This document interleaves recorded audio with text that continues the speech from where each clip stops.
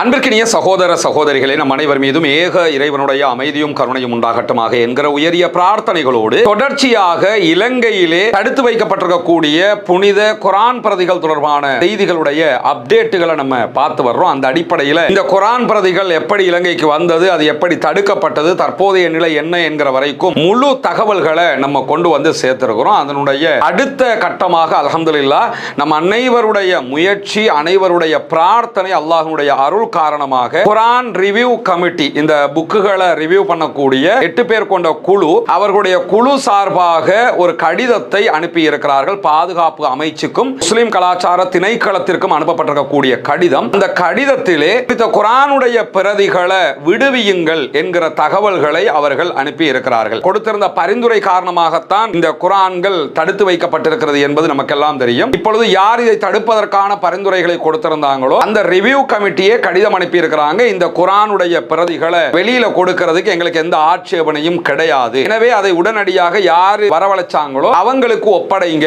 என்கிற கடிதத்தை நம்ம அவர்களுடைய லெட்டர் பேட்லயே வெளியாகி இருக்கிறத நம்ம பார்க்க முடியும். ரிவ்யூ கமிட்டி சார்பானவர்களிடத்திலையும் நம்ம நீங்க தான் இதை வெளியிட்டீங்களான்னு கேட்கும்போது, ஆமா நாங்க தான் இந்த கடிதத்தை அனுப்பி இருக்கிறோம், அதை தான் மக்கள் பார்வைக்கும் கொடுத்திருக்கிறோம் என்கிற தகவல்களையும் உறுதிப்படுத்தி இருக்கிறார்கள். இந்த இடத்துல அந்த கடிதத்தில் நீங்க தலைப்பிலே பார்த்தீங்கன்னு சொல்லி சொன்னா, குரான்களுடைய தமிழ் மொழிபெயர்ப்பை விடுவிப்பது தொடர்பாகத்தான் அதுல முழுவதுமாக கடிதம் எழுதப்பட்டிருந்த நிலையில தமிழை மட்டும் குறிப்பிட்டிருக்கிறீங்களே, மற்ற சிங்களம் அதுக்குள்ள இருக்குது, அப்ப அதை என்ன பண்றது என்கிற கேள்விகள் எல்லாம் எழுந்திருந்தது. காலையிலேயே குரான் ரிவ்யூ கமிட்டியினுடைய முக்கியஸ்தராக இருக்கக்கூடிய அகில இலங்கை ஜம்மியத்துல் உலமாவுடைய பொதுச் செயலாளர் சகோதரர் அர்க்கம் நூராமித்தோட இது தொடர்பாக நாம பேசியிருந்தோம். இப்படி ஒரு செய்தி வந்திருக்கு, அதுல தமிழ் மட்டும் தானே குறிப்பிடப்பட்டிருக்கு என்கிற செய்திகளை கேட்டபோது உடனடியாக தமிழ் என்று இருந்த இடங்கள்ல எல்லாம் சிங்களத்தையும் இணைத்து நாங்க கடிதத்தை மாற்றி கொடுத்திருக்கிறோம், அதை திருத்தி நாங்க ஒப்படைச்சிருக்கிறோம் என்கிற செய்திகளையும் அவர்கள் தந்திருக்கிறார்கள். எனவே தற்போது தடுத்து வைக்கப்பட்டிருக்கக்கூடிய குரானுடைய பிரதிகளை வெளியே விடுவதற்கான அனுமதியை ரிவ்யூ கமிட்டி கொடுத்திருக்கிறார்கள். அடுத்த கட்ட காரியங்களை பார்க்க வேண்டியது இலங்கையினுடைய முஸ்லிம் கலாச்சார திணைக்களமும் மற்ற அரச தரப்புகளும் தான் இதற்குரிய வேலைகளை பார்க்க வேண்டும் என்பதுதான் இதனுடைய லீகல் வேலைகளாக இருப்பதை நம்ம புரிந்து கொள்ள வேண்டும். இதே நேரம் ரிவ்யூ கமிட்டி அனுப்பியிருக்கக்கூடிய கடிதத்தில் ஒரு முக்கியமான 4 பாயிண்ட்களை அவங்க சொல்லி இருக்கிறாங்க. அதுல முதலாவது என்னன்னு கேட்டா, குரான் தடுக்கப்பட்டிருக்கக்கூடிய விவகாரம் தொடர்பாக கணிசமான காலம் கடந்துள்ளதையும் பொதுமக்கள் மத்தியில் அதிகரித்து வரக்கூடிய அக்கறையையும் கருத்தில் கொண்டு இந்த விவகாரத்தை உடனடியாக நிறைவு செய்கிற நோக்கத்தில் பெறுநர் நிறுவனமும் பொறுப்பான அதிகார அமைப்புமான திணைக்களமும் சம்பந்தப்பட்ட அதிகாரிகளுடன் கலந்தாலோசித்து தேவையான நடவடிக்கைகளை மேற்கொள்ளுமாறு குழு மரியாதையுடன் கேட்டுக்கொள்கிறது அப்படின்னு சொல்லி குறிப்பிட்டிருக்கிறாங்க. அதுல இதுக்கு காலம் கடந்துருச்சு, ரொம்ப நாள் எடுத்துருச்சு என்கிறத அவங்களே ஒப்புக்கொண்டு அந்த செய்திகளை போட்டிருக்கிறது மட்டுமல்லாம பொதுமக்களுக்கு மத்தியில் இது ஒரு அலையாக எழும்பி இருக்குங்கிறத அவங்களும் உணர்ந்திருக்கிறாங்க. கடிதத்தில் அதை பார்க்கும் போதே தெரிகிறது. அந்த ரெண்டையும் சுட்டிக்காட்டி தான் என்ன சொல்றாங்கன்னா, இதை பெறக்கூடிய நிறுவனமாக இருப்பது முஸ்லிம் கலாச்சார திணைக்களம். ஏன்னா சாதிக் காஜியார்ங்கிறவர் சவுதி அரேபியாவில் இருந்து டிபார்ட்மெண்ட் டைரக்டருக்கு தான் அனுப்பி வச்சிருக்கிறாங்க. அதை அனுப்பும் போது டிபார்ட்மெண்ட்டுடைய டைரக்டராக ஃபைசல் அவர்கள் இருந்தாங்க. இப்ப நவாஸ் என்கிறவர் தான் பொறுப்பில் இருக்கிறார். எனவே அது பெயருக்கு அனுப்பப்பட்டது கிடையாது, அந்த பதவிக்கு அனுப்பப்பட்டது. அந்த பதவிக்குரிய இடத்தில் இருக்கக்கூடிய டிபார்ட்மெண்ட்டுடைய டைரக்டர் தான் இதை எடுக்க வேண்டி இருக்கிறது என்பதையும் அவங்க சுட்டிக்காட்டி இருக்கிற அதே நேரத்தில் அல் குரான் தமிழ் மொழிபெயர்ப்பு புத்தக தொகுதி மேலும் தாமதமின்றி முஸ்லிம் சமய பண்பாட்டு அலுவலர்கள் மற்றும் கலாச்சார திணைக்களத்திடம் விடுவிக்கப்பட வேண்டும் அப்படின்னு சொல்லி இருக்கிறாங்க.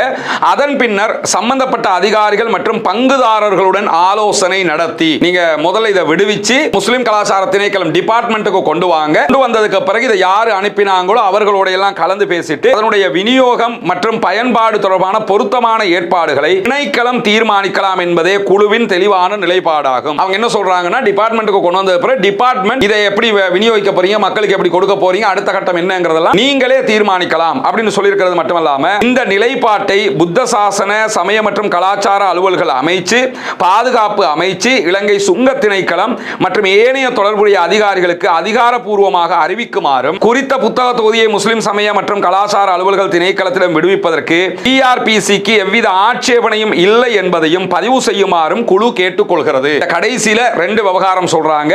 ஒன்னு, குரான்களை விடுவிங்க அப்படின்னு சொல்லி நாங்க அனுமதி தந்துட்டோம் என்கிற செய்திகளை டிபார்ட்மெண்ட் சார்பாக புத்த சாசன மற்றும் கலாச்சார அலுவல்கள் அமைச்சுக்கு நீங்க அறிவிங்க.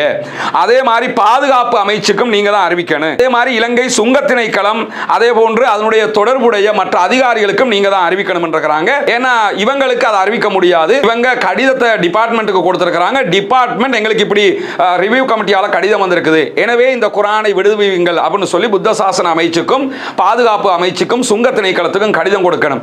அந்த லீகல் பாயிண்டையும் அவங்க தெளிவாக சொல்லி இருக்கிறது மட்டுமல்லாம இந்த புத்தக தொகுதியை முஸ்லிம் கலாச்சார திணைக்களத்திடம் ஒப்படைப்பதற்கு டிஆர்பிசிக்கு, அதாவது புக் ரிவ்யூ கமிட்டிக்கு எவ்விதமான ஆட்சேபனையும் இல்லை என்பதையும் மீண்டும் குறிப்பிட்டிருப்பது மட்டுமல்லாம கடைசியாக இன்னொரு செய்தியை சொல்லியிருக்கிறாங்க. இந்த விவகாரத்துக்கு தகுந்த காலத்திற்குள் உரிய தீர்வு காணப்படும் என நம்புகிறோம் அப்படின்னு சொல்லியிருக்கிறாங்க. இதை லேட் பண்ணாதீங்க, லேட் பண்ணாம கொஞ்சம் சீக்கிரமாகவே இதை பண்ணிருங்க அப்படின்னு சொல்லியிருக்கிறாங்க. மக்களுடைய உணர்வுகளை புரிந்து கொண்டு மக்களுடைய எழுச்சியை புரிந்து கொண்டு இந்த முடிவுக்கு வந்திருக்கிறார்கள் என்பது கடிதத்தினுடைய எழுத்து நடையிலேயும் செய்திகளிலேயும் நம்ம புரிந்து கொள்ள முடிகிறது. எது எப்படி போனாலும் அல்ஹம்துலில்லாஹ், அல்லாஹ்வுக்கே எல்லா புகழும். அனைவருடைய முயற்சியும் அனைவருடைய பிரார்த்தனையும் அனைவருடைய கண்ணீரும் அனைவருடைய துஆவும் தான் இதற்குரிய அடிப்படையாக இருந்திருக்கிறது. அல்லாஹ் தஆலாவுடைய திருமறை குர்ஆன் நம்முடைய கைகளிலே கிடைப்பதற்குரிய முதல் கட்ட அனுமதியாக தற்போது ரிவ்யூ கமிட்டியினுடைய அனுமதி கிடைத்திருக்கிறது. அடுத்ததாக என்ன நடக்கணும்னு கேட்டா, முஸ்லிம் கலாச்சார திணைக்களம் இந்த கடிதத்தில் இருக்கிற மாதிரி உடனடியாக பாதுகாப்பு அமைச்சுக்கு, அதே போன்று புத்த சாசன அமைச்சுக்கு இந்த தகவல்களை அறிவிச்சு டிஃபென்ஸ்க்கு அறிவிச்சு இந்த அனுமதி தந்துட்டாங்க, எனவே குர்ஆனை தாங்கன்னு சொல்லி எடுக்கணும். இதுதான் இதுல இருக்கக்கூடிய சாராம்சமாக இருக்கிறது. இப்பொழுது இருக்கக்கூடிய பணியே இதுதான். உடனடியாக டிபார்ட்மெண்ட் இதுல தலையிடணும். இனிமேலும் டிபார்ட்மெண்ட் எங்களுக்கு சம்பந்தம் இல்லைன்னு சொல்ல முடியாது. டிபார்ட்மெண்ட்டுடைய டைரக்டராக இருக்கக்கூடிய சகோதரர் நவாஸ் அவர்கள், அதே போன்று டிப்யூட்டி மினிஸ்டராக முனீர் முலஃபர் இருக்கிறார். நீங்க போய் இந்த ஹஜ் கமிட்டி செஞ்ச காரியங்களை எல்லாம் கழுவிக்கிட்டு ஒவ்வொரு டிவில போய் அவங்களை சுத்தப்படுத்திக்கிட்டு திரியிற அந்த வேலைகளை விட்டு போட்டு மினிஸ்டர் அவங்க உடனே செய்ய வேண்டிய வேலை என்னன்னு கேட்டா, இந்த கடிதத்தில் இருப்பதை போன்று அடுத்தடுத்த தரப்புக்கு இந்த தகவல்களை தெரிவித்து இந்த குர்ஆனை விடுவிக்கிற வேலையை செய்திருக்க வேண்டும். இது ஏற்கனவே நீங்க செஞ்சிருக்கணும். நீங்க ஒரு மினிஸ்டரா இருக்கிறீங்க, டிப்யூட்டி மினிஸ்டரா இருக்கும்போது நீங்க போய் நீங்க யார் இந்த ரிவ்யூ கமிட்டி இதெல்லாம் தடுத்துக்கிட்டு இருக்கிறதுக்கு உடனே கடிதத்தை தாங்க, நான் அதை ரிலீஸ் பண்றேன்னு சொல்லி ரிலீஸ் பண்ணிருக்கணும். ஆனா இதுவரைக்கும் நீங்க பண்ணல. இப்ப அவங்க கடிதம் தந்திருக்காங்க. இனிமேலும் இதை நான் எடுத்தா பிரச்சனை ஆயிரும், எனக்கு அப்படி ஆயிரும் இப்படி ஆயிரும், இதெல்லாம் நான் தெரியாம சொல்லல. இந்த மாதிரி செய்திகள் அங்கங்க வர்ற காரணத்தினால தான் காய்தல் உவத்தல் இல்லாம கொஞ்சம் சில விஷயங்களை மறைச்ச மாதிரி சில செய்திகளை சொல்லிக்கிட்டு இருக்கிறேன். இதை எடுத்தா எங்களுக்கு அப்படி ஆயிரும் இப்படி ஆயிரும் திரும்ப திரும்ப சொன்னீங்கன்னா இனிமேல் இது உங்களுடைய பொறுப்புக்குரியதாக மாறிவிட்டது. எனவே தயவு செய்து டிபார்ட்மெண்ட் இதிலே தலையிட்டு இந்த குர்ஆனை கையில் எடுத்து விநியோகிக்கிற வேலைகளை செய்ய வேண்டும் என்பதுதான் முஸ்லிம் சமூகத்தினுடைய பெருத்த எதிர்பார்ப்பு. ஒரு கால் டிபார்ட்மெண்ட் இதை எடுப்பதற்கு இன்னும் பின்னடிக்குமாக இருந்தால் தயவு செய்து அகில இலங்கை ஜம்மியத்துல் உலமா இதை பொறுப்படுங்கள். ரிவ்யூ கமிட்டி இப்ப ரிலீஸ் பண்றதா சொல்லிட்டாங்க, அதே நேரத்தில் ரிவ்யூ கமிட்டிக்கு நாங்க கடிதத்தை கொடுத்துட்டோம் என்று உங்க பாட்டுக்கு நீங்க இருக்காம தடுப்பதற்கு காரணமாக இருந்த நீங்கள் இதை முழுமையாக விடுவிப்பதற்கு காரணமாக மாற வேண்டும். நீங்க தொடர்ந்து இதை பிரஷர் பண்ணணும். உங்க தரப்புல இருக்கக்கூடிய ஆட்களுக்கு பேசணும். நாங்க கடிதத்தை கொடுத்துட்டோம்னு நீங்க சும்மா இருக்க முடியாது.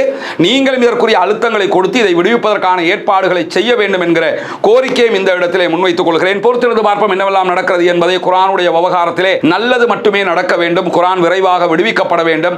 அனைவருடைய கரங்களுக்கும் அது கிடைக்க வேண்டும் என்கிற உயரிய பிரார்த்தனையை தொடர்ந்து அல்லாஹ்விடத்திலே முன்வைத்து வாருங்கள். தொடர்ந்து நம்ம அல்லாஹ்விடத்திலே பிரார்த்திக்கிற போது கண்டிப்பாக இதற்குரிய பதில் கிடைக்கும். அரச மட்டத்திலும் அரசியல்வாதிகள் மட்டத்திலும் கொடுக்க வேண்டிய அழுத்தங்களையும் பேச வேண்டிய கலந்துரையாடல்களையும் தொடர்ந்து நடத்தி கொண்டிருக்கிறோம். இன்ஷா அல்லாஹ் விரைவில் குர்ஆன் நம்முடைய கைக்கு வருவதற்கு அல்லாஹ் தஆலா அருள் புரிவானாக. வாஹிர் தஅவானா அல்ஹம்துலில்லாஹி ரப்பில் ஆலமீன்.